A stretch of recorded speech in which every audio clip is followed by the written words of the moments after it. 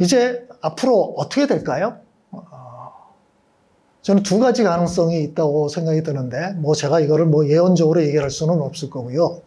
한 가지는 지금처럼 계속 보수화, 극우화의 길로 한국교회가 계속 달려가는 가능성이 있다고 생각이 들어요. 한국교회가 지금 쇠퇴하고 있기는 하지만 여전히 수백만 명의 교인들이 있죠. 그렇죠? 그리고 그 다수는 보수적인 교회에 속해 있습니다. 이 사람들이 점차 이 보수적 생각, 극우적 생각에 편입될 가능성이 있어요. 지금 계엄과 탄핵 이후 2달여 시간이 지나는 동안 한국 교회에서 일어나는 현상들을 보면 앞으로도 이 추세가 지속될 가능성이 분명히 있을 거다. 또 다른 측면에서는 전광훈과 같은 사람들이 계속 나올 가능성도 있다. 제2의 전광훈, 제3의 전광훈이 계속 나올 가능성이 있다. 그렇게 된다면 한국교회는 완전히 정치 집단화하면서 기독교의 정체성이나 동력을 상실하게 될 가능성이 있다고 생각을 합니다. 그거는 가뜩이나 쇠퇴하고 있는 한국교회의 몰락을 재촉하는 일이 될 거라고 생각이 들어요. 또 다른 가능성이 있는데요. 이거는 한국교회가 이렇게 되면 안 되겠구나라고 생각을 하고 돌이키는 거예요. 저는 이제 이 가능성도 충분히 있다고 보는데, 곧 이제 탄핵이 이루어지고, 그 다음에 대통령 선거가 되고, 이 정치 일정이 계속 진행이 될 때, 이 극우 세력의 동력이 계속 지속되겠냐? 급격히 꺾일 가능성도 있습니다. 계속 수사를 하다 보면, 지금 서부지방법원 난입사태 때문에 여러 명이 구속되고 있잖아요. 계속 수사가 확장되다 보면, 거기에 이제 몰리는 사람들이 생기게 돼요.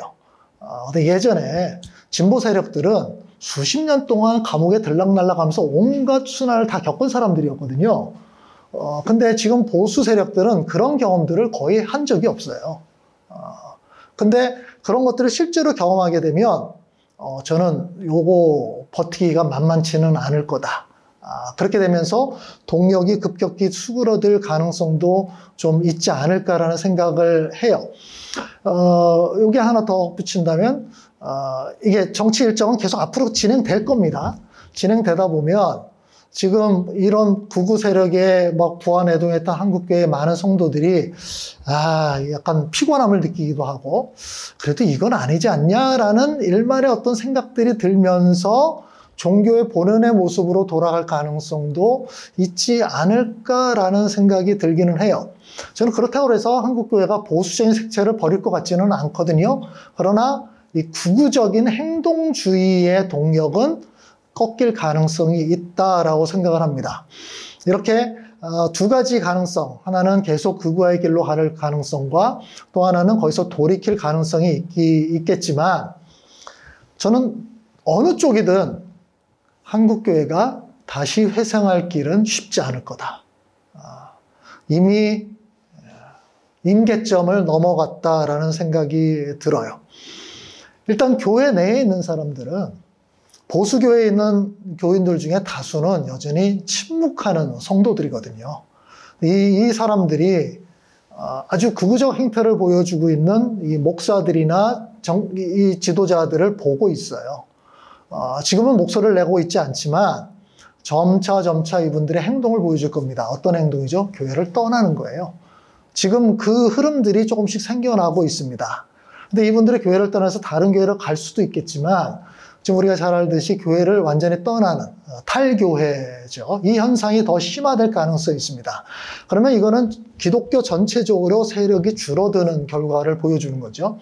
또 다른 측면에서는 지금 비기독교인들이 지금 한국교회 이런 행태를 보면서 교회에 들어가려고 그럴까요? 누가 지금 한국교회에 들어갈 생각을 할까요? 가뜩이나 신뢰도가 바닥을 기고 있는 한국교회였어요. 이게 회복될 가능성이 있을까요? 저는 거의 없다고 보거든요.